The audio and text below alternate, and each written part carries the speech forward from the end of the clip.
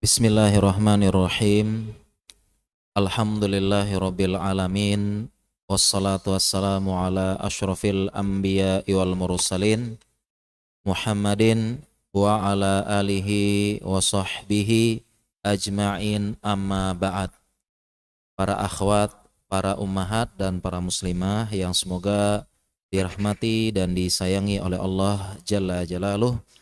Assalamualaikum warahmatullahi wabarakatuh. Ya, alhamdulillah pada kesempatan pagi hari yang penuh berkah ini dan juga di Masjid Kampus UGM yang penuh berkah ini, kampus saya di UGM, insyaallah kita akan membahas buku yang sudah kami tulis ya. Tadi sudah diperkenalkan sekilas oleh Pak Jendra Hafizahullah ya, fikih kontemporer kesehatan wanita. Buku ini alhamdulillah cukup tebal ya. Jadi sekitar hampir 400 halaman ya bukunya. Dan buku ini memang saya tulis permasalahan-permasalahan terkait dengan hal-hal yang kontemporer saja ya. Karena berbicara tentang fikih wanita dan fikih kesehatan gitu ya. Itu sudah banyak ya ulama sejak di zaman dahulu kala, ulama klasik, ulama mazhab itu sudah menuliskan berbagai macam fikih tentang wanita. Nah, di buku ini saya tuliskan khusus ya. Saya tuliskan khusus tentang fikih kontemporer saja di bagian kesehatan. Dan yang dimaksud dengan kontemporer adalah hal-hal yang paling banyak dijumpai di zaman ini, paling banyak ditanyakan ya, kontemporer berarti ya. Dan bisa jadi fikih kontemporer ini belum ada pembahasannya di zaman dahulu kala. Kenapa? Karena kasusnya belum ada, hal-hal yang dibahas tersebut juga belum ada juga. Jadi tidak akan kita jumpai dalam buku fikih klasik ya, seperti pembahasan Zadul Mustaqni dari mazhab Hambali atau Matan Abi Syuja ya, karena saat itu memang belum ada pembahasannya ya. Seperti di sini kita bahas misalnya tentang hukum operasi kuret ya. Jadi di zaman Imam Syafi'i mungkin belum ada ya hukum operasi operasi kuret. Jadi tidak ada berarti ya. Operasi kuret, operasi cesar gitu ya. Kemudian eh, kayak lotus birth itu tentang kelahiran ya. Demikian juga tentang janin. Kalau janinnya prematur hukumnya gimana? Janinnya cacat dan sekarang ada menggugurkan janin. Demikian juga dengan alat kontrasepsi dengan berbagai macam cara, tujuan dan metode. Ya, sekarang banyak. Demikian juga dengan bank ASI atau eh, yang sekarang itu pembahasannya memancing ASI ya. Jadi seorang perempuan tidak pernah hamil dan melahirkan tapi bisa di ASInya dipancing ya dengan metode tertentu, itu banyak juga ya. Kemudian banyak ya antara bayi tabung, kemudian fertilisasi, cloning ya, kemudian berbagai macam tes kesuburan ya. Apalagi terkait dengan kecantikan wanita ini banyak saya bahas ya. Tentang operasi kecantikan, fikih-fikih ya, banyak banget. Seperti operasi mengembalikan selaput darah wanita. Jadi seperti gadis lagi gitu ya. Dan banyak ya insyaallah yang bisa kita bahas di sini. Nah, akan tetapi di pertemuan yang singkat ini ya sepertinya tidak bisa kita bahas semua. Ya, tidak bisa kita bahas semua. Sehingga saya bahas beberapa hal yang penting saja ya. Ya, ada beberapa yang penting yang bisa kami bahas. Mungkin yang saya bahas ya, yang saya pilih mungkin pembahasan yang saya rasa sedang hangat ya, yaitu tentang fikih pramenopause ya. Jadi menopause dini dan menstruasi dini. Ini saya bahas ya. Jadi mungkin ini termasuk pembahasan kontemporer karena para akhwat, para ummahat dan para muslimah sekalian, kita berada di zaman sekarang di mana menstruasi itu cepat. Demikian juga dengan menopause juga cepat. Jadi disebut dengan menstruasi dini dan menopause dini. Ya, ini salah satu pembahasan fikih yang perlu kita bahas ya. Karena ini kalau kita bicara secara fakta atau secara studi epidemiologi, anak-anak di zaman sekarang lebih cepat menstruasi. Ya, lebih cepat menstruasi. Anak-anak sekarang itu umur 11-12 tahun sudah menstruasi. Anak-anak sekarang. Bahkan saya dapat laporan 9-10 tahun udah ada yang menstruasi anak sekarang. Nah, sekarang coba ibu-ibu, mbak-mbak yang mungkin sekarang 40 atau 50 ya, atau ada istilahnya katanya jelita itu ya, jelang 50 gitu. Kayak dulu diingat ya mungkin ya, ibu-ibu mungkin umur berapa menstruasinya ya? Rata-rata jawabannya paling ada yang bilang SMP atau SMA menstruasinya ya. SMP atau SMA atau sekitar 13, 15, 16 menstruasinya. Nah, ini terjadi menstruasi dini. Dan tidak hanya itu saja, ternyata juga terjadi juga yang namanya menopause dini. Ya, menopause dini ya. Ini terjadi di zaman ini. Di zaman ini bahkan dari studi epidemiologi mengatakan sekitar 40 sampai 45 udah menopause. Udah mulai menopause ya 45. 40-an ke atas sudah mulai menopause atau paling minimal sudah terjadi yang namanya pramenopause. Pramenopause ya. Bahkan ada kasus di mana 35 sudah menopause, Masya Allah. Ya, udah menopause. Padahal kalau kita ingat ya, kita ingat kakek nenek kita dulu ya. Nenek kita, kakek kita dulu rata-rata menopause di usia 50 tahun. Bahkan ada yang 45 ke atas, itu 45 ke atas, itu masih bisa melahirkan. Masih bisa melahirkan. Ya. Ini kalau kita bicara secara studi epidemiologi. Nah, kita masih berbicara tentang kesehatan, bagian kesehatan lagi ya, para ibu-ibu, para mbak-mbak. Fenomena menopause dini dan menstruasi dini ternyata ini menunjukkan pola hidup sehat yang mulai menurun dan kualitas kesehatan para wanita yang mulai menurun. Sebagian analisa menyebutkan kenapa terjadi menstruasi dini, ada berapa sebab. Pertama, faktor psikologis. Jadi katanya anak-anak sekarang itu lebih cepat dewasa. Lebih cepat dewasa anak-anak sekarang, anak-anak perempuan. Kenapa? Karena faktor tontonan. Ya, ada gadget, ada HP, ada film, ada TV juga mungkin ya. Jadi mereka berpikir lebih cepat ya. Jadi sudah terpapar dengan hal-hal yang demikian. Nah, sehingga secara psikologis perempuan lebih cepat menstruasi dini karena lebih cepat terpapar dengan hal-hal seperti itu ya.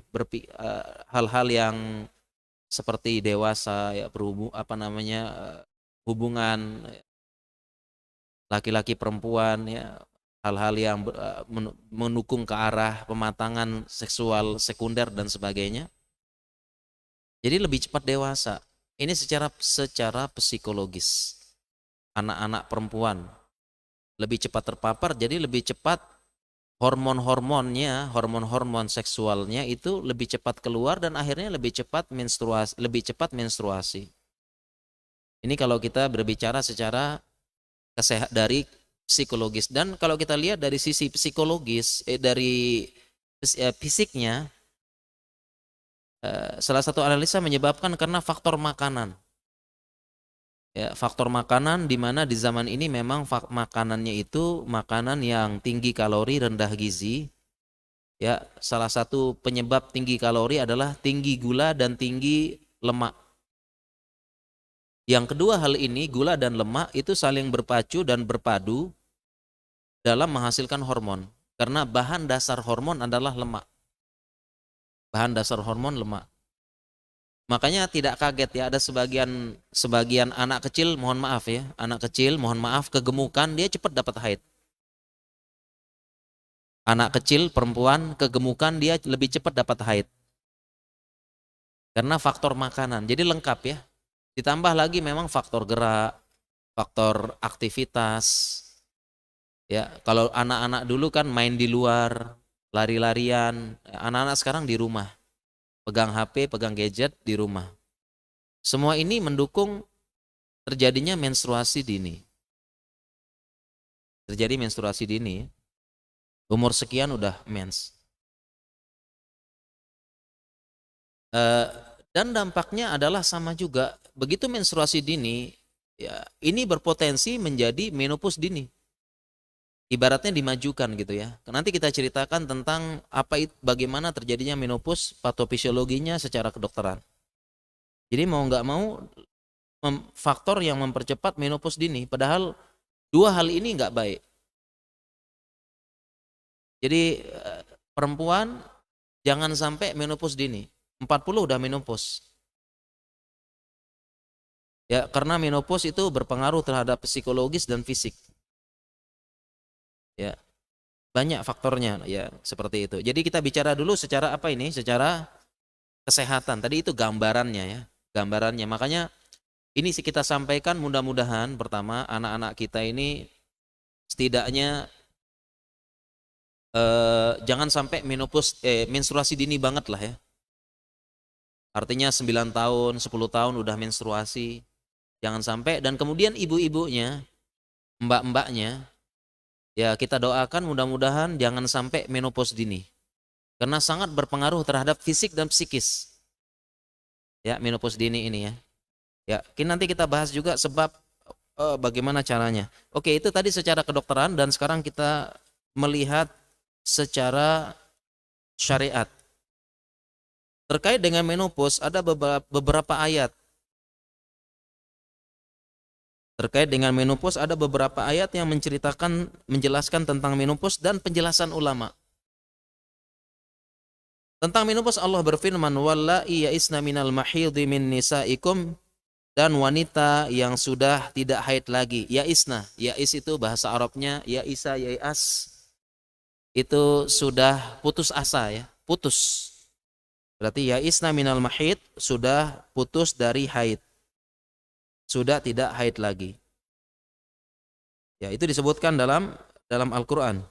Demikian juga Allah sebutkan menopause dalam Al-Qur'an, wal qawaidu minan nisa'il lati la yarjuna nikahan. Dan perempuan-perempuan tua yang sudah berhenti dari haid.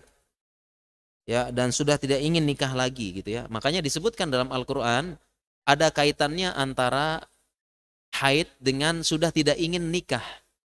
Dan nikah dalam bahasa Arab itu ada dua arti. Pertama nikah secara akad, yang kedua mohon maaf berhubungan.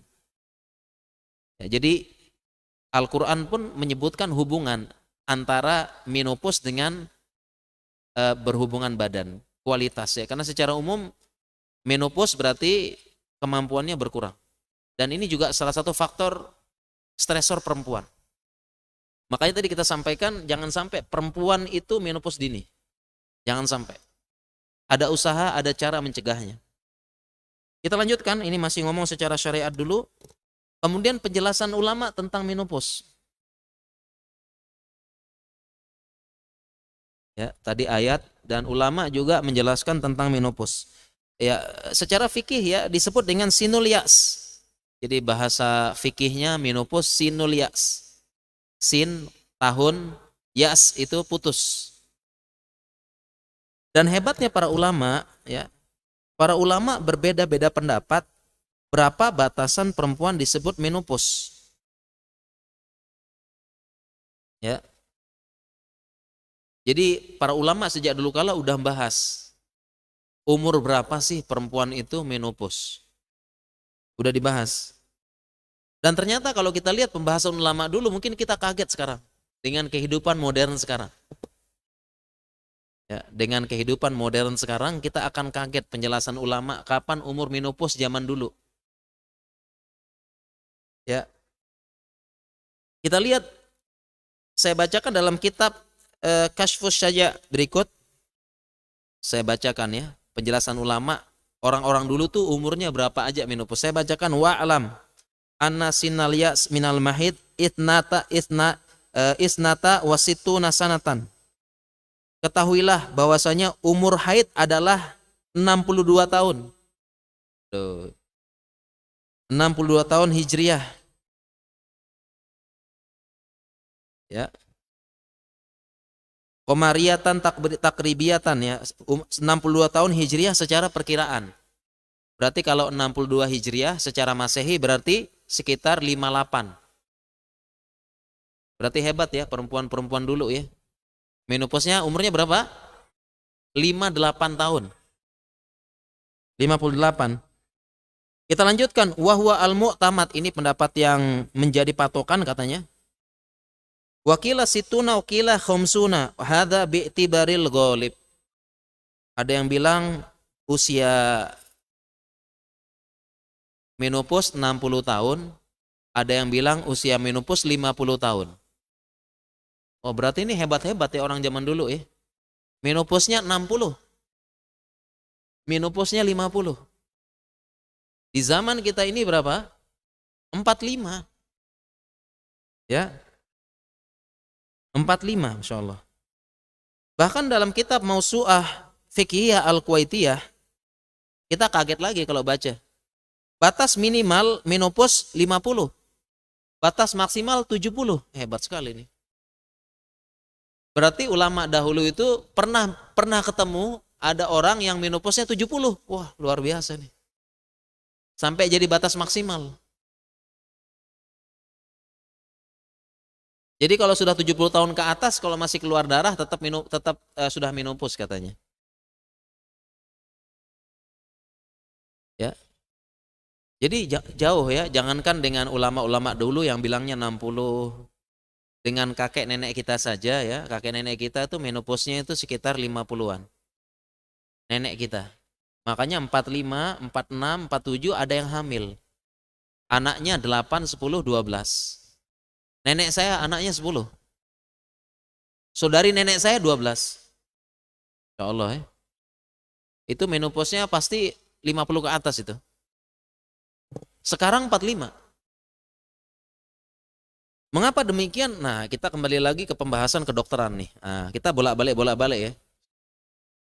Bahas lagi masalah kedokteran. Mengapa demikian? Ternyata antara menopause dini itu terkait dengan status kesehatan seseorang perempuan. Jadi ada kaitan antara menopause dini dengan status kesehatan seorang perempuan. Ketika kesehatan seorang perempuan itu tidak baik, ada penyakit, otot-ototnya melemah, hormonnya berkurang, keadaan psikis tidak baik, ya intinya kesehatan menurun, otot melemah, tulang-tulang juga kurang melemah, itu semua akibat pola hidup yang nggak baik, pola hidup di zaman modern. Maka salah satu respon tubuh adalah melakukan menopause. Dan respon tubuh melakukan menopause ini adalah upaya menyelamatkan wanita tersebut supaya nggak hamil. Karena kalau perempuan tersebut hamil dalam keadaan otot lemah, tulang sudah mau keropos, hormon udah nggak stabil apa, ini bahaya bagi dia. Sehingga tubuh melakukan respon dengan cara ya udah kita buat menopause aja nih. Karena kalau hamil bahaya, tubuhnya udah mulai nggak kuat. Ya, jadi paham ya ibu-ibu, mbak-mbak ya. Jadi salah satu analisa menyebutkan, ya ini salah satu sebab ya. Sebab-sebab menopause dini masih banyak yang lain. Tapi saya bilang salah satu sebab adalah menopause dini salah satu gambaran dari keadaan kesehatan seorang perempuan. Sehingga tubuh melakukan respon, udahlah menopause aja. Ntar kalau dia hamil, ini bahaya nih. Begitu. Ya. Dan ini selaras ya dengan keadaan perempuan di zaman ini. Ya, kita memang tidak bisa kita bandingkan perempuan di zaman dahulu. Ya, bukan hanya perempuan ya, laki-laki juga sama ya, laki-laki juga sama ya. Laki-lakinya juga ya ini ngos-ngosan ya, jarang olahraga, duduk terus. Perempuan juga sama ya. Kalau perempuan zaman dulu jalan, kerja, kemudian apalagi ngepel, nyuci baju, jemur, setrika. Ya, kalau sekarang tinggal pencet ya, tinggal pencet apa? Pencet mesin cuci, pencet ini ya, laundry dan sebagainya. Sehingga bukan hanya laki-laki ya, bukan hanya perempuan, laki-laki, hampir semua manusia di zaman modern kurang bergerak sehingga ototnya lemah. Kurang jalan. Sehingga otot yang mendukung proses melahirkan seperti otot perut bawah, otot panggul, otot pubokoksigius itu lemah. Karena jarangnya jalan. Lemah, padahal itu otot yang paling mendukung dalam proses melahirkan. Sehingga kalau sudah lemah ya udah respon tubuh menopause aja deh. Ditambah lagi sama juga dengan penyebab menstruasi dini, pola makan yang tidak sehat sama. Ya, lemak yang banyak, gula yang tinggi ya, dan sehingga di zaman ini banyak ketidakstabilan hormon. Makanya salah satu saya bahas di buku ini juga tentang fikih haid dan flek. Ya, udah mulai banyak haidnya nggak teratur, ngeflek apa itu semua salah satu penyebabnya ketidakseimbangan hormon. Baik pikiran, baik ini dan sebagainya. Dan juga sama, kalau tadi kita bahas penyebab. Sama tadi kita bahas kalau penyebab menstruasi dini adalah pola pikir. Penyebab dari menopause dini sama faktor psikologis dari perempuan di zaman sekarang. Ya. Sama ya. Jadi pengaruh HP, pengaruh gadget, belanja online, kemudian banyaknya fenomena pamer-pamer ya, apalagi di antara perempuan lebih mudah hasad, lebih mudah ini dan lebih mudah terpengaruh. Ya, ini semua bisa menyebabkan menopause dini. Ya. Jadi kita harapkan ibu-ibu dan mbak-mbak di sini semoga tidak ada yang menopause dini ya. Ya, menopausnya kalau bisa 55 ya, alhamdulillah kita doakan ya. Dan tentunya dengan upaya berarti menjaga pikiran, menjaga kesehatan tubuh, olahraga dan sebagainya, karena nanti secara psikis lebih sehat dan secara psikologis dalam mendukung rumah tangga ya, masih bisa melayani suami dan sebagainya. Banyak faktor. Karena salah satu 10 stresor terberat bagi perempuan adalah menopause dini. Jadi dalam ilmu psikologi, kita balik lagi dalam ilmu psikologi, ada 10 stresor. 10 stresor paling besar. Urutan pertama seingat saya kematian pasangan. Itu ya. Stresor terbesar. Kematian pasangan. Kemudian yang kedua adalah di PHK. Ya, kemudian kematian anak dan sebagainya ya, lanjut. Nah, kalau untuk perempuan ditambah satu lagi stresornya, 10 stresor terbesar perempuan adalah menopause. Jadi salah satu episode kehidupan perempuan ketika sudah menopause ini stresor berat bagi mereka. Makanya kita bahas di sini jangan sampai deh perempuan ya menopause dini ya. Kita doakan 55 ke atas lah, atau seperti ulama zaman dulu 60 70 mantep ya. Nah, jangan dulu. Baik, tadi kita bahas fikih, loncat ke kedokteran sekarang. Menopause secara kedokteran disebut dengan menopause dini disebut dengan bahasa kedokterannya premature ovarian failure. Ini bahasa kedokterannya. Menopause dini secara kedokteran namanya adalah premature ovarian failure. Ya. Sebabnya apa? Sampai sekarang para ahli belum bisa menyebutkan sebab pasti. Artinya gara-gara ini pasti ini. Gara-gara ini pasti ini. Tetapi para ahli mengatakan beberapa faktor risikonya. Yang pertama jelas gaya hidup tidak sehat. Tadi udah kita jelas ya. Jadi makanan, pola gerak, pola pikir, stresor. Ya, apalagi sekarang kan perempuan sekarang ada yang kantoran. Di kantor stres, tekanan banyak, laporan, ya, target dan sebagainya. Ya, kemudian disebutkan kalau secara kedokteran merokok ya. Alhamdulillah di Indonesia nggak ada ya. Tapi kalau di luar negeri banyak ya. Perempuan merokok. Ya, kemudian faktor genetik juga bisa juga pengaruh faktor genetik. Ya, dan yang tadi kita sebutkan secara umum yaitu makanan dan pola gerak ini paling mendukung. Makanan dan pola gerak, terutama pola gerak. Makanya ibu-ibu, mbak-mbak ya kalau bisa olahraga rutin bisa ya. Misalnya buat grup senam misalnya. Senam secara teratur ini bagus sekali. Ya, ini akan apalagi senamnya itu memperkuat otot-otot jalan lahir. Nah, ini juga akan mendukung kekuatan melahirkan dan ya mudah-mudahan bisa mencegah menopause dini. Karena tadi kita jelaskan kan menopause dini adalah respon tubuh menyelamatkan sang perempuan tersebut. Mending gak usah hamil deh daripada bahaya nanti kalau hamil. Seperti itu. Ya. Nah, kita bicara lagi menopause. Tadi kan menopause dini. Nah, sekarang kita bicara definisi menopause secara kedokteran. Menopause secara kedokteran itu artinya definisinya. Jadi kapan seseorang didiagnose menopause secara kedokteran. Yaitu keadaan di mana seorang wanita sudah tidak haid lagi dalam jangka waktu 12 bulan atau 1 tahun berturut-turut. Jadi kalau secara kedokteran diagnose menopause baru ditegakkan kalau sudah 12 bulan atau 1 tahun tidak haid lagi berturut-turut.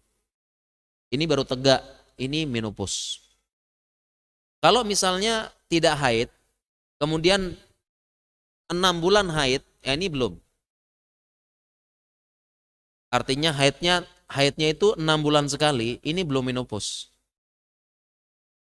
Atau dia haidnya 8 bulan sekali, belum menopause juga. Yang disebut dengan menopause kalau sudah 1 tahun berturut-turut, enggak keluar lagi. Seperti itu. Ya. Dan kalau kita mau bicara diagnosis pasti atau kita dalam ilmu kedokteran ada namanya gold standar untuk mengetahui dengan pasti apakah sudah menopause apa enggak. Kita menggunakan pemeriksaan laparoskopi. Laparoskopi ya. Jadi langsung dilihat atau diteropong ke dalam. Apa yang diteropong? Yang diteropong adalah bagian ovarium. Ovarium, ya, bagian ovariumnya. Kalau ovariumnya sudah tidak ada sama sekali sel ovum atau sel indung telur, maka itu positif dinyatakan menopause. Udah pasti, udah pemeriksaan gold standar. Udah nggak ada lagi. Jadi kalau dikeker dengan laparoskopi, dilihat bagian ovariumnya udah nggak ada lagi sel telur, folikel dan sebagainya. Itu udah pasti. Ya, udah pasti.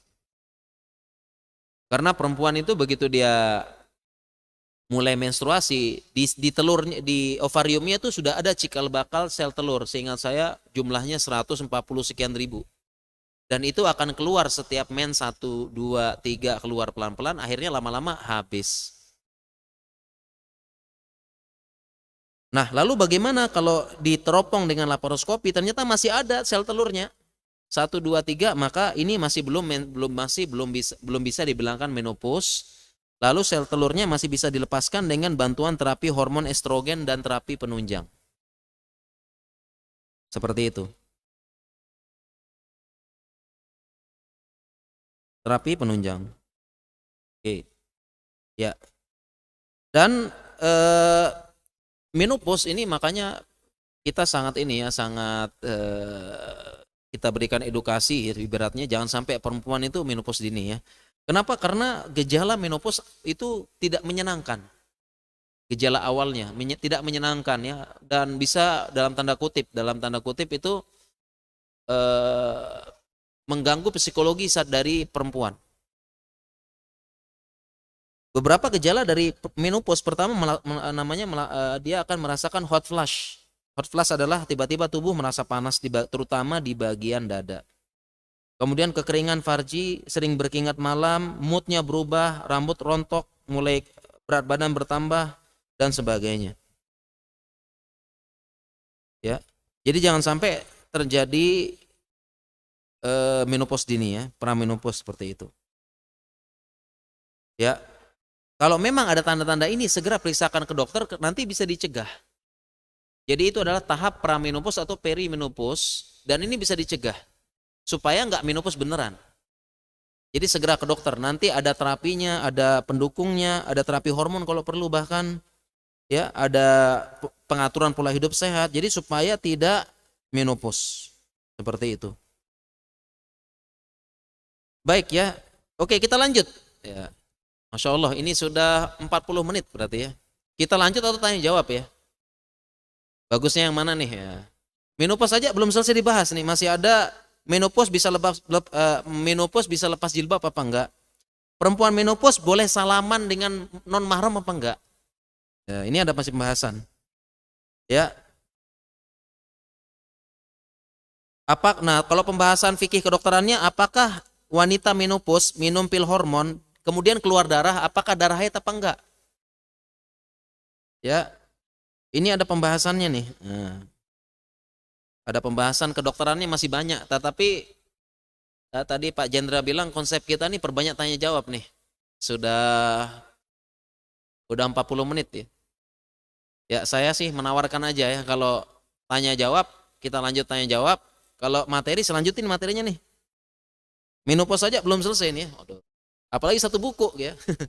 Satu buku kita bahas. Satu bab aja, harus satu bab nih satu pertemuan sebenarnya.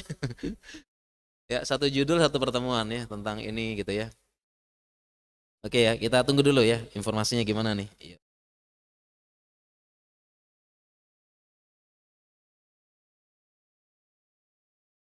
Lanjut ya. Kita lanjut materi atau gimana? Sudah ada pertanyaan, Ustaz, cuman yang dari masjid, mohon panitia untuk pertanyaannya bisa dimajukan ke depan. Atau kita lanjut dikit? Lanjut dikit. Oh baik, kita lanjut ya. Berarti ya. Mungkin ibu-ibu lagi asik, lagi seru, menopause-nya belum selesai nih. Ya kalau gitu kita ringkas sedikit ya. Tadi itu tentang menopause. Sekarang kita bahas tentang wanita menopause. Nah, kita bahas fikih lagi nih. Wanita menopause boleh lepas jilbab apa enggak? Ya, boleh nampak rambutnya di depan non mahram apa enggak gitu ya. Karena ada yang mengatakan demikian karena berdalil dengan ayat Al-Qur'an, wal qawa'idu minan nisa illati la yarjuna nikahan falaisa 'alaihinna junahun ayyadhna thiyabahunna ghairu mutabarrijatin bizinah. Dan perempuan-perempuan tua yang sudah berhenti haidnya, la yarjuna nikahan, dan sudah tidak ingin nikah lagi, maksudnya tidak ada keinginan berhubungan. Yeah. Maka tidak berdosa bagi mereka ayyadhna thiyabahun, menanggalkan pakaiannya.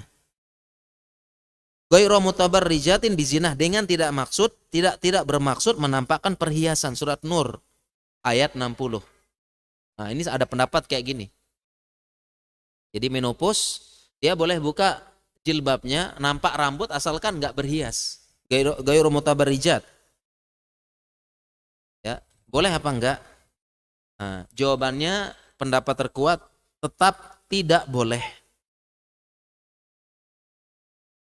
Tetap tidak boleh. Kenapa? Karena maksudnya dari ayyadna thiyabahunna, thiyab di situ maksudnya adalah yakni thiyabadh dhahirata allati la yufdi wad'aha likashfil aurah.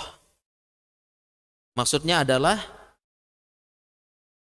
yang disebutkan melepas pakaian adalah melepaskan jilbab bagian luar yang tidak mengantarkan sampai melepas membuka aurat, seperti kal jilbab warida wal qina allati fawqal khimar, ya seperti jilbab. Karena memang pakaian orang zaman dulu tuh pertama ada khimar dulu, ya, jadi ada khimar. Nah, khimar ini salah satu pendapat ulama seperti jilbabnya orang sekarang, cuma sampai segini khimar, jilbabnya sampai sini.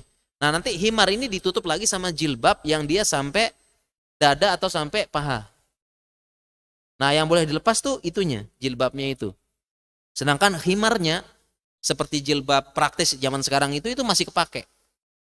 Jadi tidak sampai membuka aurat. Ya, jadi tetap ya perempuan menopause tetap harus menjaga auratnya. Nah, tetapi di sini ada keringanan ya. Masih boleh pakai khimar, yaitu semacam jilbab, tapi biasanya dia sampai dada aja. Sedangkan jilbab tuh dipakai dia menjulur sampai bawah dada dan bahkan sampai kaki, itu namanya jilbab. Definisinya ulama saat itu. Jadi intinya orang menopause, perempuan menopause dapat keringanan. Kalau mbak-mbak jangan gitu kan. Ya. Kemudian kita bahas lagi fikih tentang wanita menopause. Boleh tidak bersalaman? Wanita yang udah tua. Wanita yang sudah tua, sudah menopause, boleh nggak salaman dengan laki-laki non mahram? Yang bukan mahramnya. Kalau kita bahas secara hukum ya, jadi kalau hukum asalnya perempuan dan laki-laki tidak boleh bersalaman. Walaupun pakai sarung tangan, pakai pelapis, tetap nggak boleh. Sebagaimana hadisnya, la ayyut ana fi ra'si ahadikum bi makhitin min hadidin khairul lahu min ayyamussa mar'atan la tahillulah. Andai kepala seorang kalian ditusuk dengan jarum dari besi, ini lebih baik daripada menyentuh perempuan yang bukan mahram. Ini hukum asalnya nggak boleh. Dan Nabi SAW mengatakan, inilah usafihun nisa, saya tidak bersalaman dengan wanita. Nah, sehingga hukum asalnya nggak boleh. Nah, tetapi terkait dengan perempuan yang sudah yang sudah menopause, apakah boleh salaman dengan yang bukan mahramnya, ini sudah sepuh? Ada ulama yang berpendapat boleh. Ya, ada berpendapat boleh berdalil dengan perbuatan Abu Bakar ketika beliau jadi khalifah. Abu Bakar beliau mengunjungi sebagian khalifah kabilah-kabilah yang tertindas, dan beliau pun Abu Bakar bersalaman dengan wanita-wanita sudah jumpo-jumpo. Beliau bersalaman. Ya. Demikian juga dengan Zubair bin Awam, itu ketika di Mekah sakit sudah tua, ya beliau menyewa seorang wanita tua yang jadi perawat beliau. Ya, yang wanita tua ini menyelimuti kaki dan membersihkan kepala beliau. Nah, sehingga salah satu pendapat demikian, dan ini salah satu pendapat Syekh Muhammad Nasiruddin Al-Albani. Saya bacakan pendapat beliau, idza kana al-amru al-maqtu' fi kauniha ajuzun la tushtaha. Jika perempuan tersebut, perempuan yang sudah menopause, ini sudah dipastikan al-maqtu', dipastikan dia sudah ajuz, sudah renta. Perempuan yang sudah renta ya, bukan perempuan ini seger gitu. Renta, la tushtaha, dan dia juga sudah tidak la tushtaha, sudah enggak punya lagi, nafsu lagi. Atau dalam Al-Quran tadi disebut la yarjuna nikahan. Maka pendapat beliau, walakin ini perempuan yang dipastikan itu. Jadi katanya Syekh Albani, boleh salaman itu perempuan pertama maktu, sudah dipastikan, sudah menopause dan sudah renta. Dan udah enggak punya nafsu lagi ya. Dan memang ada ya perempuan sudah mohon maaf sekali mbah-mbah kadang yang udah yang sepuh banget kan ya. Udah mohon maaf ya sampai bungku, sampai apa itu kan. Nah. Dan bahkan salah satu bentuk penghormatan kita salaman gitu. Kan ini pendapat Syekh Albani gitu. Maka dibilang amrul maktu, udah dipastikan. Ya. Kemudian la tustaha. Jadi karena dengan sekarang dengan kemajuan teknologi ya, dengan skincare gitu ya, dengan operasi mungkin atau apa. Jadi ada nenek-nenek 50 kayak cantik kayak 20-an. Ya karena memang perawatannya rekening care-nya itu apa namanya? Skincare plus rekening care-nya itu ya itu nggak main-main ya. 42 disangka 24, Ustaz. Iya, 42 disangka 24, Masya Allah ya. Kenapa itu? Karena selain skincare, rekening care ya. Ya, rekening care ya. Jadi jangankan perempuan ya, cowok aja jadi cantik ya. Cowok tinggal pergi ke Thailand langsung cantik pulang-pulang ya. Memang seperti itu. Nah, jadi bukan yang seperti itu, tapi dipastikan katanya Syekh Albani amrul maktu ya, ya ajuz la tustaha. Maka la mania kata beliau nggak apa-apa. Dan sampai sekarang saya masih pegang pendapat Syekh Albani. Ada mbah-mbah, mohon maaf ya, sudah sepuh banget, bahkan udah bungkuk, udah apa, saya salaman sama beliau. Ya. Tapi yang 50 enggak, kalau saya 50 itu masih gitu ya. Masih. Nah, itu seperti itu. Ini dari pendapat dari Syekh Al-Albani. Wallahu ta'alam. Terakhir pembahasan tentang fikih kontemporernya. Ada perempuan menopause. Kemudian dia minum pil hormon. Ya, minum apa? Minum hormon. Atau ada perempuan biasanya dia kan terkena dengan namanya osteoporosis. Nah, salah satu terapinya itu dikasih pil hormon. Udah lama nggak haid, tiba-tiba minum pil hormon, tiba-tiba keluar darah. Ya, tiba-tiba keluar darah. Nah, apakah darah ini dianggap darah haid apa enggak?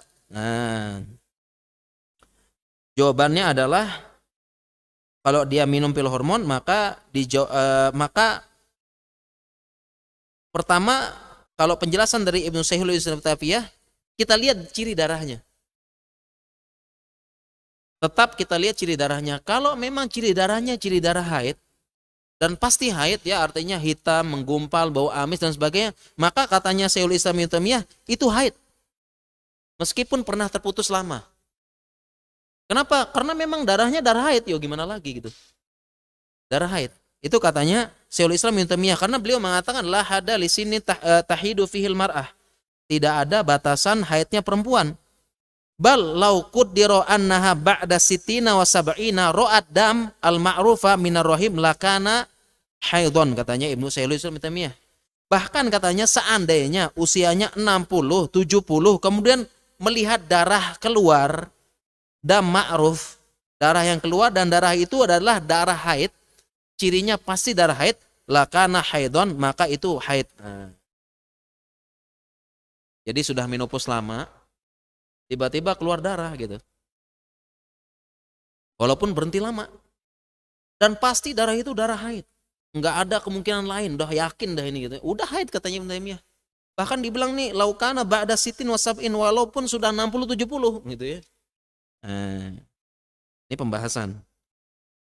Seperti itu. Ya. Dan ini penjelasan yang lain juga, hukum asal yang keluar dari darah rahim wanita itu adalah darah haid, meskipun keluar di usia menopause. Jadi hukum asal yang keluar dari rahim adalah darah haid. Al aslu fi kulli ma yakhruju minar rahim annahu haidun. Hukum asal darah yang keluar dari rahim adalah haid. Ini hukum asalnya ya. Dan ini pendapat yang terakhir. Tapi kalau penjelasan dari Syekh Utsaimin, kalau karena obat itu hormon dipastikan bukan darah haid tapi istihadah. Ya. Ini penjelasan Utsaimin. Tahtaju ba'dun nisa illati wasalna ila sinil yas ila hormonat. Perempuan yang sudah hormon sudah sampai usia menopause itu kadang-kadang membutuhkan terapi hormon badilah liman hasyashah al-idham, untuk mencegah penyakit osteoporosis wa amradil qalb, penyakit jantung. Ma'an in akhadha hadhil hubub yusabbibu nuzulad dam minar rahim mislu damil haid. Kalau minum obat ini maka akan keluar darah seperti darah haid. Fama hukmus salat? Apakah dia harus salat? Ma'a nuzuli hadzal dam bal hiya istihadah. Maka jawaban Syekh Utsaimin, jawabnya adalah beliau darah itu bukan darah haid. Ya, darah itu bukan darah haid. Ya, tetapi darah karena istihadah, keluar karena apa? Keluar karena terlebih ciri darahnya adalah bukan darah haid. Ya, baik, mungkin demikian ya, insyaallah. Ya, Iya. kita cukupkan tentang materi kita dulu mungkin. Nah, ini sisa waktu ini ada 40 menit kita Iya. maksimalkan tanya jawab ya. Iya. Fadhal, semonggo Pak Jenderal. Baik, terima kasih Dr. Rehan atas penjelasan yang sungguh sangat berharga.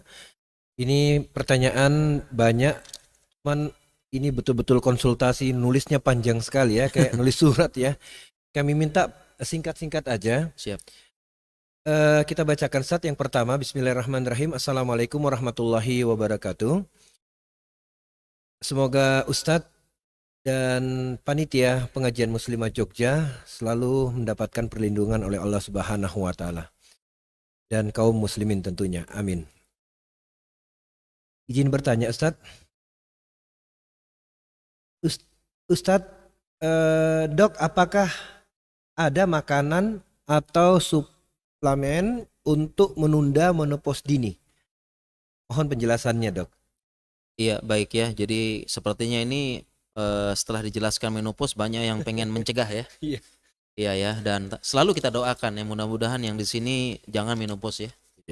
Ya supaya bisa lebih berkhidmat dengan suaminya juga insyaallah. Pertanyaannya, adakah makanan untuk mencegah menopause dini? Jawabannya, kalau untuk mencegah makanan nggak ada ya. Misalnya minum pil apa gitu ya. Minum pil apa gitu biar menopause-nya jadi ketunda gitu. Itu tidak ada. Yang ada adalah makanan sehat. Ya, jadi intinya kembali ke pola hidup sehat. Ya, tadi kan kita jelaskan sebabnya tadi ya, makanan yang tinggi gula, tinggi lemak ya. Dan itu berpotensi mengacaukan hormon. Salah satu sebab ketidakseimbangan hormon. Dan satunya juga adalah ya olahraga, terutama ibu-ibu nih harus olahraga menguatkan jantung, ya, terutama menguatkan otot panggul, otot perut bawah, otot yang mendukung melahirkan gitu loh. Ya, dengan cara mendukung otot-otot menguat melahirkan, jadi seolah-olah tubuh itu membaca, oh ini perempuan ini masih kuat lahir gitu loh, masih kuat hamil. Udah kalau gitu menopause-nya ditunda gitu ya. Nah, jadi mulai sekarang itu makanannya dikontrol, belajar basic-basic ilmu gizi, mana makanan yang tinggi kalori, rendah gizi, mana makanan yang rendah gizi dan rendah gizi dan tinggi kalori. Jadi mulai belajar basicnya ya supaya jadi kebiasaan makan sehat ya. Boleh gitu ya, makan sekali-sekali makan yang tinggi gizi, tinggi kalori, rendah gizi ya. Seperti apa gorengan itu kan salah satu contoh makanan yang tinggi kalori rendah gizi itu adalah gorengan. Sekali-kali boleh ya, bukan nggak boleh sama sekali ya. Cuma jangan ya kayak makan gorengan kayak zikir pagi petang ya. Jadi pagi pagi gorengan, ya, sore gorengan lagi, masya Allah. Ya Baik, menemani ya. Insya Allah demikian. Baik, terima kasih dokter. Dok, ini ada yang bertanya lucu juga ini. Belanja online menyebabkan menopause dini karena apa, Dok? Iya, tadi salah satu penjelasannya adalah yaitu ya penyebab dari menopause dini kan adalah pola pikir ya. Iya. Stresor di antara perempuan, ada stresor ya. Iya. Stresor dan itu kan berpengaruh dengan hormon nanti. Jadi maksudnya bukan belanja online-nya ya, tetapi adalah mungkin apa ya dibilang sekarang pola hidup ya. Dengan perempuan sekarang kan dulu kan kalau belanja harus kemana? Harus ke mall gitu ya atau ke pasar ngeliat-ngeliat tas bagus, sendalnya bagus gitu. Nah, sehingga zaman dulu itu terpapar keinginannya itu setelah ngeliat gitu kan. Setelah datang ke mall atau ke pasar. Kalau sekarang tiap hari ngelihatnya gitu, masya Allah kok bagus-bagus ya. Akhirnya semua masuk ke keranjang belanja, tapi nggak dibeli-beli. Nah, jadi itu ya ini salah satu faktor apa ya? Secara psikologis ya, ada keinginan yang belum terpenuhi, ataupun ada apa ya? Lihat temennya buat status WhatsApp tas baru, atau lihat di acara kondangan ngumpul-ngumpul tanya lagi gandeng tas baru bermerek, nah kan ada muncul iri, hasad, pengen. Nah, artinya faktor di situ ya, faktor ingin ya keinginan yang tidak terpenuhi ya mungkin itu yang maksudnya bukan hanya ya. Strep Ustadz, ya ini bingung kita. Dokter dan Ustadz, insya Allah. Apakah wanita yang menopause dini itu ada faktor keturunan genetik? Ya, jawabannya ada. Ya, ada. Apakah ada faktor genetik? Jawabannya ada. Ini mirip seperti diabetes, hipertensi, itu ada karena faktor genetiknya. Makanya contoh diabetes itu kalau kita punya kakek, mbah, nenek, buyut itu diabetes, maka kita juga anaknya ini berpotensi atau salah satu faktor diabetes. Tetapi ini perlu dijelaskannya, itu adalah faktor resiko ya. Faktor resiko menopause dini, bukan penyebab pasti, bukan. Ibaratnya begini, saya kasih gambaran dengan diabetes ya. Contohnya saya ini dari keluarga bapak ibu saya diabetes. Ibu saya diabetes, keluarga bapak juga diabetes. Nenek saya diabetes. Nah, sehingga saya berpotensi besar untuk diabetes juga. Iya. Nah, tetapi yang namanya faktor risiko bisa kita cegah. Ya, makanya saya sekarang juga harus mencegah, mengurangi gula, bukan nggak boleh ya, ingat ngurangin. Jangan anti. Iya. Ya, kemudian saya harus olahraga rutin. Makanya paling senang kalau ada diajak lari pagi itu paling senang. Diajakin futsal, wah saya paling oke aja ya. Nah, kita mulai dari sekarang gitu untuk mencegah. Ya, jadi ibaratnya ya kalau punya nenek, ibu menopause dini berarti dia memang lebih berpotensi, makanya harusnya lebih semangat lagi untuk mencegah. Ya, kayak dengan tadi, dengan mengatur makan, olahraga ya. Makanya ibu-ibu sangat disarankan ini ya punya komunitas senam bareng. Ya, mendatangkan ahlinya ya. Jadi ngumpul-ngumpul supaya jantung terlatih, otot panggul terlatih ya. Strukturnya ahwat ya. Ya, strukturnya ahwat Jangan dan profesional. Ya. Profesional ya. Biar pertama maksimal, yang kedua menghindari cedera.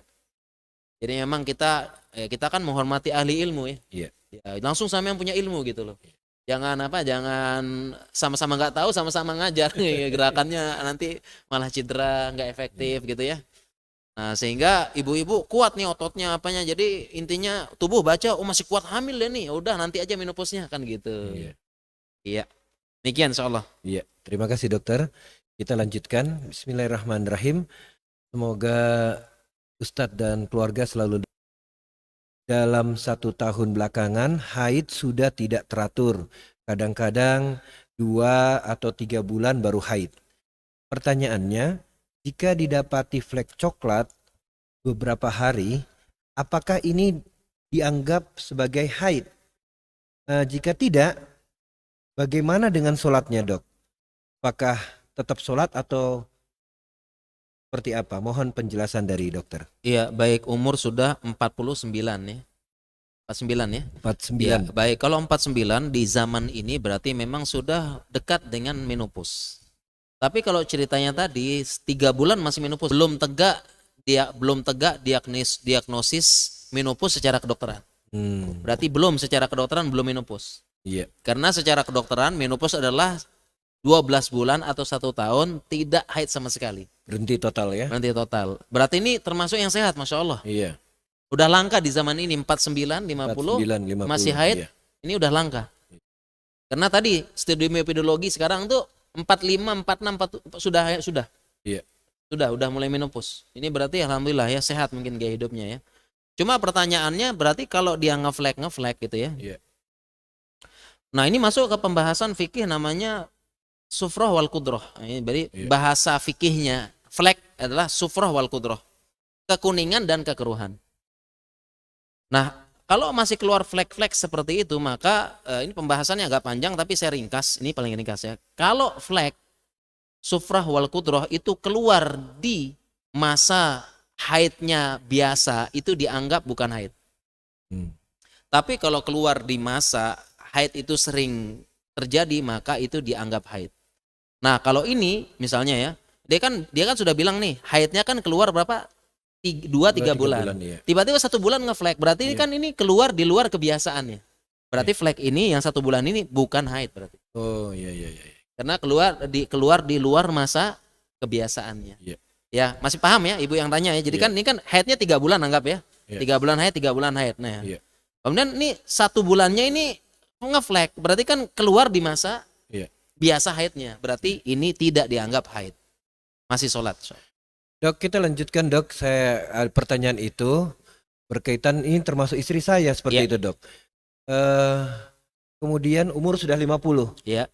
Kemudian pernah haidnya 2-3 bulan seperti tadi, terus kemudian haidnya begitu banyak.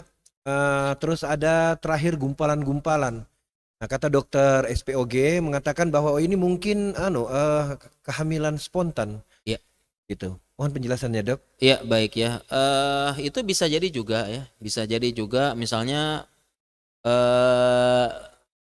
Jadi memang bisa terjadi kehamilan, bisa jadi ya. Terakhir kehamilan. Nah cuma memang kalau sudah umur di atas itu kemungkinan besar rahimnya itu kan sudah nggak kuat lagi. Nggak kuat lagi rahim. Jadi karena kalau hamil tuh memang butuh kekuatan emang. Pertama bukan hanya rahimnya. Bukan hanya rahimnya yang harus kuat, ligamennya juga harus kuat. Karena secara anatomi rahim itu posisinya gantung. Ini rahim dalam rongga panggul, dia posisi aslinya gantung, dia digantung oleh ligamen. Ligamen itu gantung yang kuat gini. Iya. Ligamen. Nah, selain rahimnya kuat, ligamennya kuat juga. Yang gantung yang megang dia gini. Makanya kalau orang sudah lemah, ligamennya ini nggak kuat, ligamennya sudah apa ya? Sudah nggak elastis lagi, akhirnya ini apa namanya jatuh ke bawah. Larut ya. Ke bawah, akhirnya sampai namanya protus. Sampai rahimnya keluar kelihatan di bagian jalan rahim. Kelihatan nggak kuat. Ditambah lagi yang harus kuat apa? Selain rahim, ligamen, kemudian otot panggul harus kuat. Iya. Nah, sehingga bisa jadi kalau sudah 50, qadarullah hamil, sudah terjadi pembuahan, kan dia kan mau nggak mau namanya zigot namanya, zigot itu perpaduan, harus nempel ke rahim. Zigot ini pertemuan spermatozoa dengan ovum ya. Ya, zigot jadi alaqah. Nah, alaqah segumpal tadi daging dia nempel. Nah, qadarullah mungkin memang sudah usia mungkin ya, sudah nggak sekuat muda. Ya tadi antara rahim nggak kuat, ligamen sama otot yang menyangga nggak kuat, akhirnya ini lepas. Alaqah tadi lepas, gumpal. Nah, ini bisa jadi karena itu seperti itu. Bisa jadi karena apa namanya kalau sudah gumpal memang alaqah tadi gitu. Udah nggak kuat seperti itu. Kalau memang dia lihat kan kelihatan dari USG itu. Kelihatan ini gumpalan ini sekadar gumpalan doang atau gumpalan isinya zigot. Ya, nah kalau dia dokternya bilang ini karena kehamilan berarti gumpalan itu zigot di isinya. Seperti itu. Dok, apakah ada potensi untuk sindrom kena kalau usia-usia di atas 30, 35 masih hamil, apakah sindrom Down apa bagaimana? Oh ya baik, ini ada pertanyaan juga, banyak pertanyaan banyak masuk ini. Apakah menikah lagi hamil di atas 35 tahun anaknya berpotensi kena sindrom Down ya? Nah, ini banyak pertanyaan memang. Saya kemarin juga dapat pertanyaan kayak gini. Ya jawabannya memang ada. Secara umum studi epidemiologi kedokteran, kehamilan di atas 35 faktor risiko hamil. Nah ini bahasanya. Jadi bukan hanya sindrom Down aja. Ibunya juga bahaya. Jadi disebut ya. Jadi bahaya juga bagi ibu kalau hamil di atas 35. Riskan ya dok ya? Ya riskan. Ini disebut namanya faktor risiko dari kehamilan di atas 35. Ya jadi intinya kalau ibu di atas 35 hamil, faktor risiko berbahaya bagi ibunya dan bagi bayinya. Seperti itu. Bahkan studi juga mengatakan laki-laki juga sama di atas 35, laki-laki di atas 50 60 kalau dia hamil lagi anaknya potensi juga jelek juga karena spermanya udah jelek. Artinya dengan pola hidup. Nah, cuma kita perlu jelaskan di sini istilah faktor risiko itu bukan artinya bahaya total dan pasti. Ya, jadi ini perlu dijelaskan ya. Kan dan tulisannya di situ edukasi para dokter hamil di atas 35 faktor risiko kehamilan. Nah, faktor risiko itu maksudnya bukan artinya bahaya pasti. Artinya ilmu kedokteran tidak melarang secara mutlak perempuan hamil di atas 35. Hanya saja bahasanya dikasih warning gitu. Nah, jadi 35 ke atas itu masih bisa hamil. Cuma dikasih warning. Nah, tentunya warning ini pertama sering-sering periksa. Dok. Ya konsultasi dulu, di USG dulu kan. Apalagi sekarang USG 4 dimensi. Lihat keadaan rahimnya tadi, rahimnya gimana. Apalagi banyak SC. Wah, ini kan udah banyak jaringan parut. Rahimnya gimana, ligamennya yang gantung, otot-otot panggul sekitar perut depan panggul pubococcygis yang mendukung juga harus kuat. Kalau bisa ibunya periksa hormon, periksa lab Kalau dokter lihat masih bagus semua walaupun 30, 40, udah Bu silakan hamil. Boleh sama dokter. Jadi bukan halangan total dan menyebabkan sindrom juga itu bukan pasti. Artinya di atas 35 pasti sindrom enggak. Nah, demikian insyaallah ya. Bukan sesuatu yang pasti ya. Pasti dok, ya? bukan. Faktor risiko insyaallah. Cuman memang kita kalau ke dokter hamil umur 40 itu, Nah, iya. dokternya marah-marah sudah. Nah, saya Iya. enggak mau tangani lagi. Ini ibu Iya. ya, saya anak keempat gitu. Karena Anak kelima, iya, sudah Bu, saya sudah tidak mau katanya. Aduh ya karena Allah. dia nggak konsul dulu sebelum hamil. Oh gitu ya dok Iya, ya. coba dia sebelum mau hamil bilang dulu sama Bilang dulu dokternya. sama Dok, dokternya. saya 40 tapi pengen banget punya anak Iya. lagi. Anak-anak udah pada mondok, rumah sepi gitu. Iya Kan iya gitu ya. iya iya. Pengen lagi. Nah, dokternya kan periksa dulu semuanya tadi rahim. Oh Nah, iya cuma iya. kalau datang-datang sudah hamil, dokternya kan punya apa ya? Punya tanggung jawab moral gitu Iya loh. iya iya Ya iya. periksa sama dia, Iya. kemudian tiba-tiba nanti hamil sama melahirkan sama dia, Iya. celaka apa, dia tanggung jawab Tanggung moral jawab moral, dokternya. iya benar. Ya kan mau nggak mau Iya. dia apa ya, pasiennya sakit atau meninggal kan sedih juga. Iya. Makanya ini dok, maaf dok, makanya ini adik Ikhwan kita ini Iya. seperti itu. Jangan ke dokter itu katanya. Iya. Kenapa? Masa kita enggak boleh hamil istri Iya. kita ya? Ini. Ya nanti kalau ada apa-apa ujungnya ke dokter juga nanti Iya. kan ya, ada apa-apa istrinya sudah lahir pendarahan. Eh, Coba sekarang tiba-tiba ada ketuban pecah dini, larinya Iya. kemana coba? Iya. Udah ngerempes tuh, Iya. pecah dini, larinya kemana coba? Iya iya. Ke dokter pasti ntar kan ya kan, takut dia tuh anunya apa, ketubannya habis, bayinya celaka. Iya. Iya kan? Ya makanya begitu banyak bilang jangan dokter, jangan nanti dokter nakut-nakutin, jangan ke dokter. Nah, pas Iya. ketuban pecah dini kemana? Iya. Mau ini, mau apa? Mau lahirin sendiri, mau apa? Dokter pasti kan gitu kan? Iya. Iya, terima kasih dokter. Iya. Kita lanjutkan. Ini masih berkaitan tentang itu.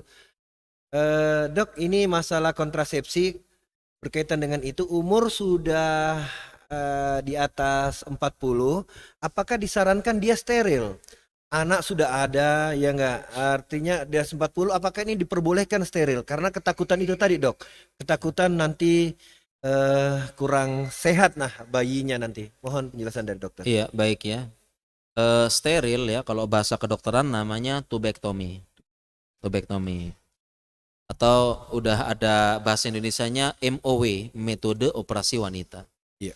Tapi kalau di luar ini namanya tubektomi karena tubektomi itu bahasa Latin ya. Ada tub itu karena yang dipotong adalah bagian tuba palufanya. Tuba palopinya. Yang dipotong. Iya. Tuba palopi adalah saluran yang menyambungkan antara ovarium dan rahim. Jadi dan ektomi bahasa Latinnya adalah potong. Makanya itu tubanya dipotong atau diikat mati sehingga nggak bisa menyalurkan lagi. Iya. Itu namanya steril ya. Lalu bagaimana hukumnya steril? Hukum asalnya ada fatwa, ini saya bahas di buku ya. Iya. Ada fatwa ulama, hukum asalnya haram. Ingat ya, ini hukum asalnya tubektomi, hukum asalnya haram. Alasannya, dalilnya apa? Yang pertama tidak sesuai tabiat manusia. Ini dalil pertama, karena bertentangan dengan tabiat manusia. Tabiat manusia pengen punya anak ya, jangankan anak ya, kucing aja pengen punya anak terus kok. Iya. Apalagi manusia kan. Iya. Jadi bertentangan dengan fitrahnya manusia. Fitratallahi allati fataran nasa 'alaiha. Yang kedua, ya merubah ciptaan Allah. Udah bagus-bagus subur kok dibuat ini kan. Dibuat apa? Dibuat mandul ya. Merubah ciptaan Allah dan Allah berfirman, "Fala amurannahum falyughayyirunna khalqallah." Dan mereka benar-benar mengubah ciptaan Allah yang sudah dilarang. Yang ketiga, kenapa hukum asalnya haram? Karena metode itu secara ini buka aurat. Ya, buka aurat, kemudian melakukan robekan dan sebagainya, dirobek bagian atas ini, dirobek sedikit, kemudian ditarik tuba palofinya, diikat atau dipotong. Potong. Ini kan buka, sehingga hukum asalnya haram. Nah, tetapi saya terjemahkan fatwa juga di situ, di buku ada saya terjemahkan. Iya. Kalau katanya fatwanya ulama, kalau memang beberapa dokter, ingat di situ beberapa dokter ya, ada dun minal atibba, sejumlah dokter, ada tambahan lagi thiqah yang terpercaya, itu menyarankan memang kasus ini harus disteril. Karena kalau nggak steril nanti tiba-tiba hamil bahaya. Bukan hamilnya ya, jadi hamilnya aja udah bahaya gitu. Karena nanti akan terjadi perubahan hormon, kekacauan dan sebagainya, maka fatwanya boleh. Halaman 149. Ya, jadi boleh insya Allah ya. Iya. Ya, boleh. Dan terutama itu yang saya bahas di situ kalau sudah operasi cesar lebih dari 3, 4 atau 5 kali. Oke. Ya. Kalau sudah operasi cesar lebih dari 3 atau 4, 5 kali. Nah, biasanya dokter menyarankan. Iya. Seperti itu, ya. Tapi dokter sekarang di Indonesia udah mulai berani ya. Ada yang 4, 5 itu masih bisa. Jadi nggak usah steril. Masih bisa Oke. hamil, masih bisa lagi. Insya Allah. Dokter sekarang di Indonesia kalau dulu 3 dulu. Iya. Dulu 3, sekarang ada yang berani ya melihat kondisi atau asalkan diperiksa di awal. Iya. Ya, 5 aja sudah 5 operasi cesar, enggak usah steril, enggak apa-apa. Masih bisa hamil, wallahu alam gitu. Iya. Insya Allah mungkin ya demikian. Iya. Jadi kalau tadi sekedar kekhawatiran jangan ya. Iya. Tapi kalau khawatir banget tentu periksa ke dokter. Iya. Kalau bisa ya tadi kan fatwanya ulama ada dun minal atiba, beberapa dokter. Kalau bisa minta second opinion. Jadi dalam ilmu kedokteran ada namanya second opinion, yaitu minta pendapat dokter yang lain. Dan ini dokter nggak akan marah karena sudah diatur dalam kode etik kedokteran. Jadi misalnya begini, ada orang periksa ke saya. Iya. Saya bilang, "Pak, ini harus dioperasi." Kemudian dia periksa ke dokter lain, Iya. ya, dokter lain bilang operasi, saya nggak marah. Iya. Iya. Nggak marah. Kenapa ini udah kode etik dan memang hak pasien minta second opinion. Kemudian dia datang ke saya, "Pak, dokter itu bilang kok enggak." Saya nggak boleh marah. Iya. Memang itu hak pasien dan itu justru menambah hazanah ilmu saya. Iya. Kok begini? Jangan-jangan dia punya apa pendapat? Saya hubungi dokter itu, jurnalnya mana gitu-gitu. Betul. Nah, tapi kalau ustadz jangan coba-coba. Ini namanya ngadu ustadz. Nah, ustadz jangan. Kalau dokternya sudah ada opinionnya. Iya. Ustadz jangan datang ke ustadz bilang, "Ustadz, oh boleh." Datang ke ustadz B, haram. Kemudian balik lagi ke ustadz A, "Ustadz, katanya ustadz B haram." Nah, ini enggak boleh. Nggak boleh. Namanya ngadu ustadz. Tapi Iya. kalau kedokteran enggak. Udah ada kode etik, kita enggak akan baper. Saya pernah Hak. tanyakan dengan Ustadz Firanda Hafizahullah Ta'ala permasalahan ini, apakah bisa disterilkan atau tidak? Persis jawabannya seperti itu, Dok, yang Anda sampaikan Ya, tadi, Dokter Rehan. Jadi kembali ditanyakan ke ahlinya. Iya. Tanyakan dokter katanya. Dan jangan satu dokter ya, Dok ya. Iya, benar. Kalau bisa Beberapa dokter. beberapa dokter. Iya, makanya iya. Lebih dari satu lah. Iya. Minimal dua ya, Dua, Dok ya. ya. Makanya itu tadi ada dun minal atiba, fatwanya beberapa dokter. Ya, dan bahkan ada namanya third opinion. 3 boleh. Ini nggak boleh baper kita sebagai dokter dibanding-bandingin. Justru kita kalau dibanding-bandingkan, justru kita jadi terbuka hazanah ilmu kita. Kita hubungi dokter tersebut, mana jurnal terbaru. Oh iya, oh ternyata terbaru, saya yang ketinggalan. Nah kan begitu. Ini nggak boleh baper bahasanya. Benar. Iya kan, nggak boleh baper. Nah, ini masya Allah ya. Iya. Apakah sama dengan mengangkat rahim itu, Dok? Beda. Kalau mengangkat rahim dalam ilmu kedokteran namanya histerektomi. Nah, ada parsial, ada total. Iya. Kalau parsial ya diambil sebagiannya aja rahimnya, tapi mungkin bagian itunya dipertahankan ya, misalnya setengahnya diambil. Tapi kalau total semua diangkat. Namanya histerektomi total, itu beda dengan tubektomi. Kita lanjutkan, Dok. Masya Allah, ini banyak, tidak mungkin selesai ini. Banyak pertanyaannya. Jadi mohon maaf yang bertanya, tidak bisa kita bacakan semuanya. Saya belum buka di HP. Kita angkat dulu yang di Maskam. Bismillahirrahmanirrahim. Assalamualaikum warahmatullahi wabarakatuh, Dok.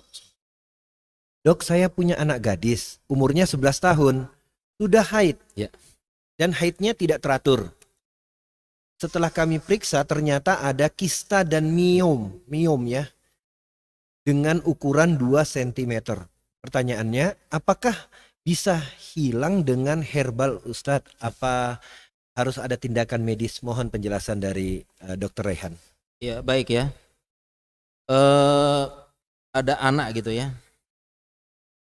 Jadi ada anak 11 ya. Iya, 11 tahun. Sudah haid. Haid. Ya. Ini termasuk yang cepat berarti. Iya. Termasuk yang cepat ya. Idealnya ya. Tapi kayaknya udah normal anak sekarang ya. Iya. 11-12 kayaknya. Banyak makan ini ya, ayam-ayam. Nah ayam tadi karena makanannya suntikan dari ayam. hormonnya, gula, terutama gula ya. Gula ya. Karena gula itu kalau terlalu tinggi ngacaukan hormon juga. Oh. Makanya memang harus kita rem nih makannya gula dari sejak kecil ya. Iya. Terus sama mungkin ya HP juga anak-anak sekarang Iya. gadget ya. Nah, kemudian setelah haidnya tidak teratur ya. Tidak teratur. Sebabnya adalah kista sama miom ya. Iya. Nah ini juga perlu ditahui ya. Ini banyak ibu-ibu nggak paham bedanya kista sama mioma. Ini beda. Oh gitu. Beda gitu. Ya, jadi kalau kista bahasanya kis itu kayaknya semacam apa ya? Semacam itu kista itu semacam kayak seperti bundaran ya, di dalamnya kemudian ada dia berongga, baik itu isinya air ataupun macam, itu nama kista. Iya. Sedangkan kalau mioma itu isinya otot. Hmm. Miom.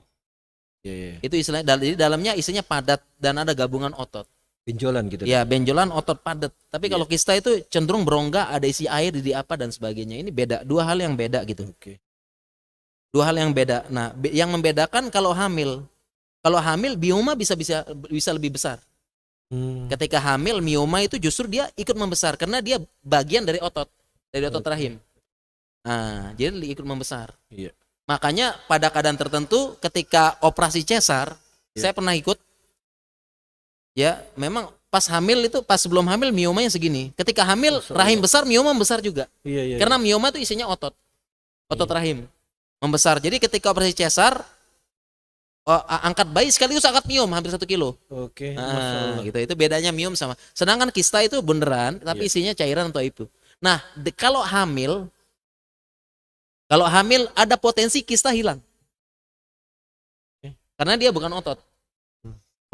Potensinya kalau kista itu bisa hilang kalau Iya. dengan kehamilan. Kenapa? Karena kalau kehamilan itu kan estrogen meningkat. Nah, dia akan menekan kista ini. Iya. Makanya orang dulu bilang kalau haid nggak teratur, nikah katanya. Oh gitu. Nikah hamil normal. Kemungkinan sebabnya kista. Nah, kata orang dulu. Iya, iya, Nah, tetapi kalau miom jangan coba-coba hamil ikutan gede. iya. Nah, seperti itu. Disarankan sesar, wah ini enggak apa-apa. Bismillah Iya, aja katanya. bismillah ya jangan Oh, itu makanya jangan. sekarang kan harus USG lihat dulu dong. Iya. Nah, yang seperti ini kalau dia gabungan kista miom, nah ini memang agak susah gitu ya. Berarti dia harus menjaga karena mioma itu potensi membesar terus karena dia memang mengandung otot dari rahim tersebut. Miom dia seperti gumpalan daging gitu.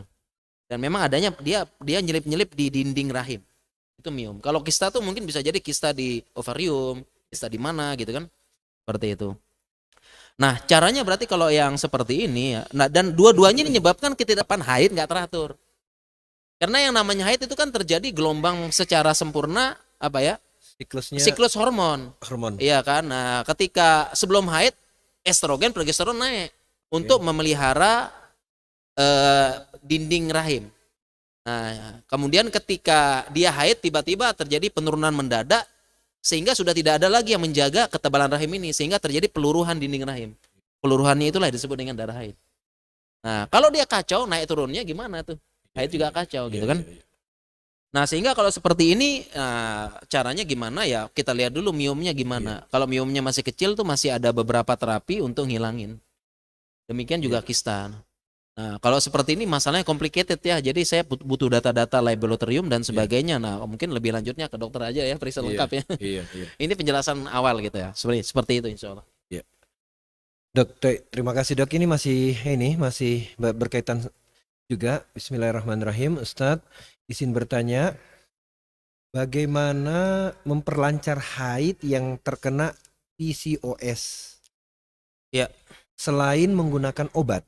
Dan saya ingin melakukan program hamil anak yang kedua secara alami. Pengalaman hamil anak pertama banyak menggunakan obat dan suntik hormon. Ya, mohon penjelasan dari dokter. Iya baik ya. Ini paling banyak ditanyakan ya memang tentang PCOS ini ya. Paling banyak ditanyakan. Mungkin banyak yang belum tahu. Mungkin kita jelasin sedikit ya PCOS. PCOS adalah polycystic ovarium syndrome. Jadi namanya polycystic ovarium syndrome. PCOS artinya memang di ovariumnya memang banyak kistanya. Banyak kista, kista. Di Ya. ovariumnya yang Ya, bermasalah. di ovariumnya banyak kista yang saya bilang tadi kista, bukan miom. Ya, dan ini banyak bukan hanya satu, bisa jadi kecil-kecil banyak dan sebagainya seperti itu. Ya. Dan polikista ini PCOS ini memang salah satu yang bisa menghambat kehamilan.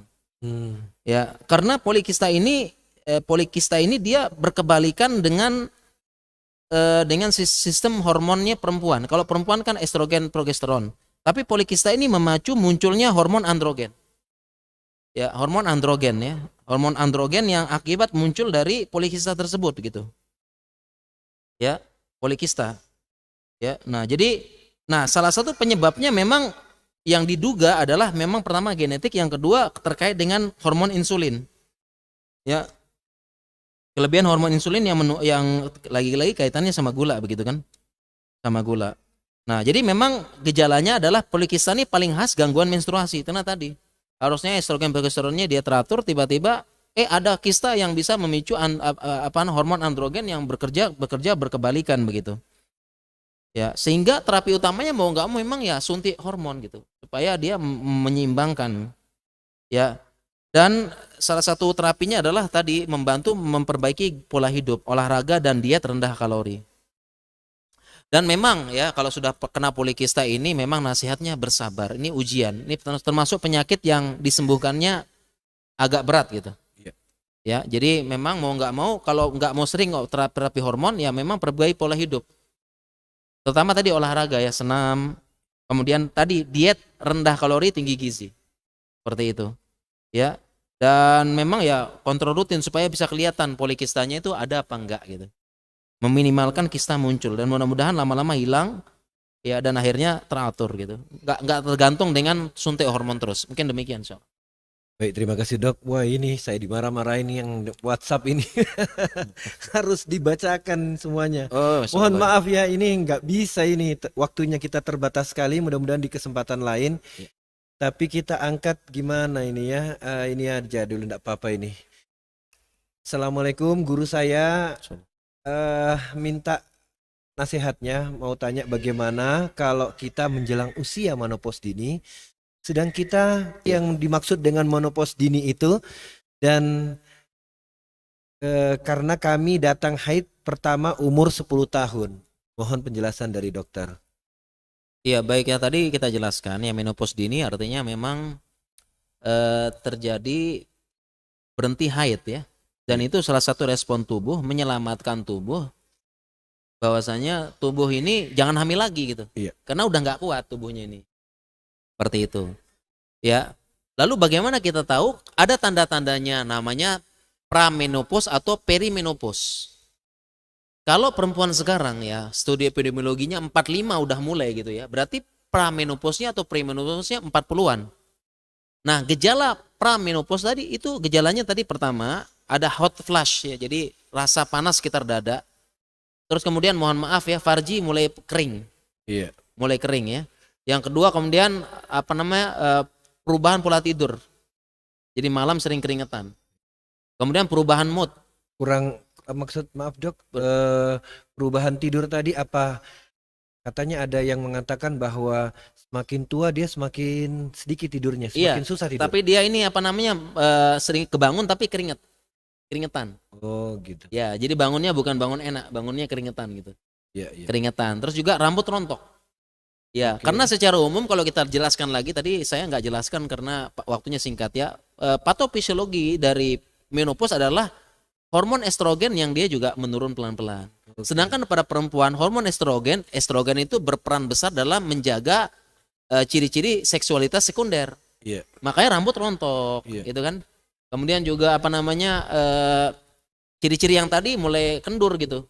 Seksualitas sekundernya kendur gitu. Seperti itu.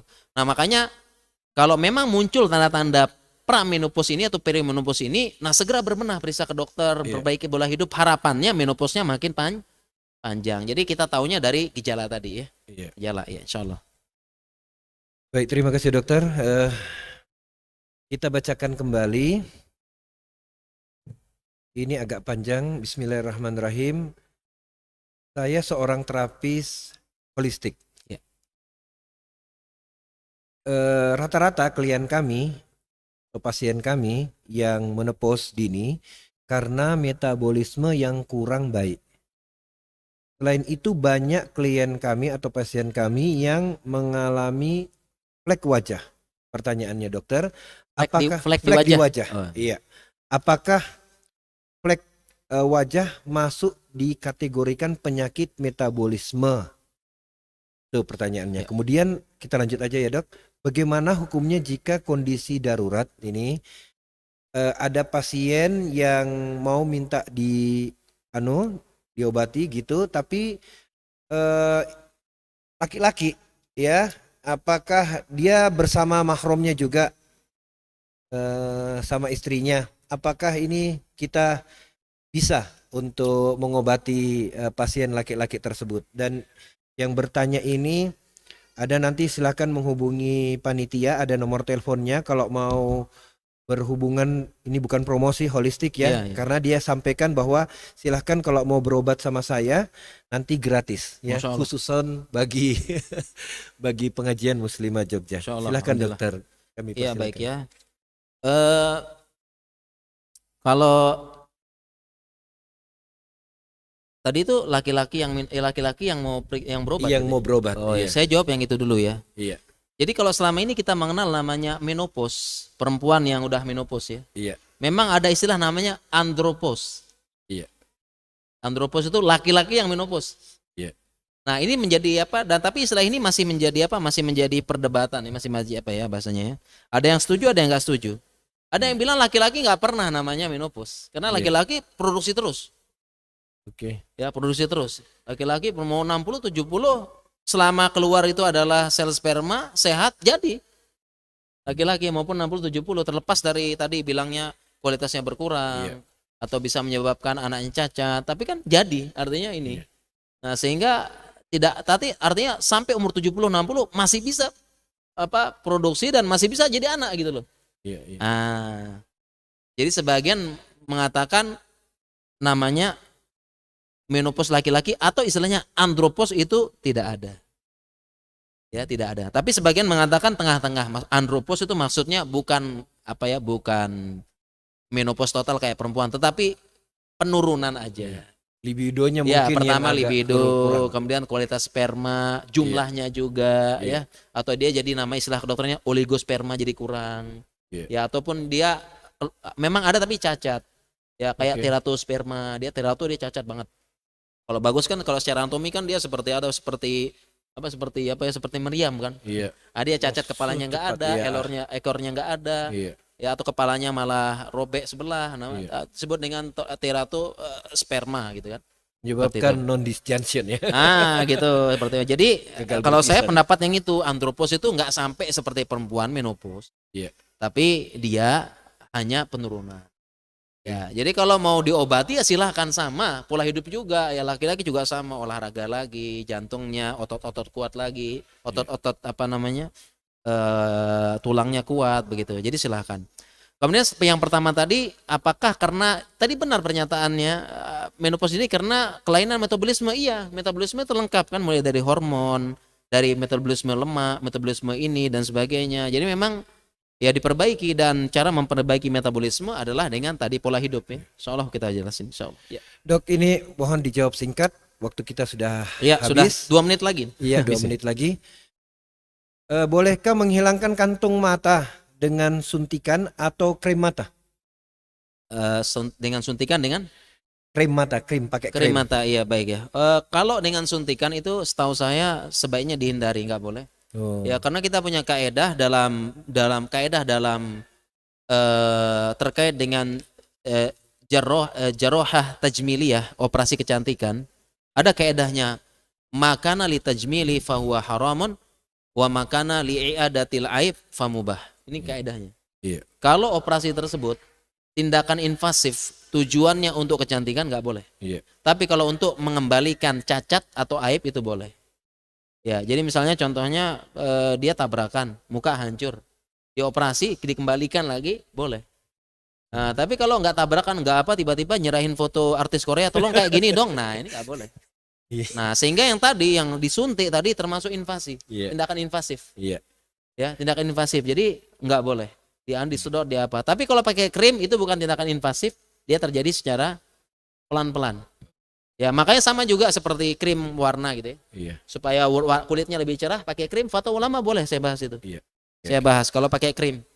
Ya, karena dia alami pelan-pelan dan hanya mencerahkan.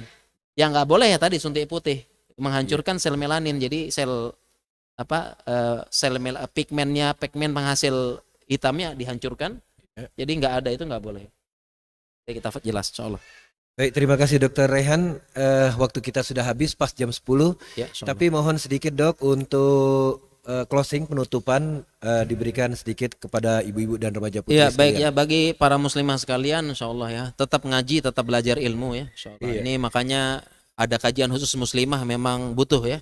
Jadi memang kadang-kadang suatu daerah harus ada kajian khusus muslimahnya dalam Iya. rangka kita melaksanakan perintah Nabi wastausu bin nisa'il khair ya, berikan nasihat, berikan perhatian kepada perempuan dengan cara yang baik ya, dan terus perempuan untuk ilmu ya, salah satunya kajian muslimah ini. Kenapa? Karena ingat pesan Nabi sallallahu alaihi wasallam, ittala'tu ahlan nar, atau dalam riwayat yang lain uritun nar fa idza aksaru ahliha an-nisa. Saya lihat neraka, kebanyakan penghuni neraka perempuan. Banyak hati-hati perempuannya ini, bukan nakut-nakutin ya, dan salah satu solusinya tetap ngaji insyaallah. Mungkin demikian insyaallah. Baik, jazakallahu khair kita ucapkan kepada Dr. Raihanul Bahrain yang telah memberikan nasihat-nasihat kepada ibu-ibu dan remaja putri sekalian. Iya, yang bertanya Dari nanti Indonesia insyaallah, Bertauhid ya insyaallah. dari Indonesia Bertauhid dapat oleh-oleh yang tadi bertanya, tapi harus tetap jujur ya yang menuliskan pertanyaannya tadi. Silahkan nanti menghubungi panitia, dapat hadiah dari Indonesia Bertauhid. Iya, kita ucapkan sekali lagi terima kasih jazakallahu khair kepada Ustadz Dr. Raihanul Bahrain yang telah memberikan nasihat-nasihat yang sungguh sangat berharga kepada ibu-ibu dan remaja putri sekalian.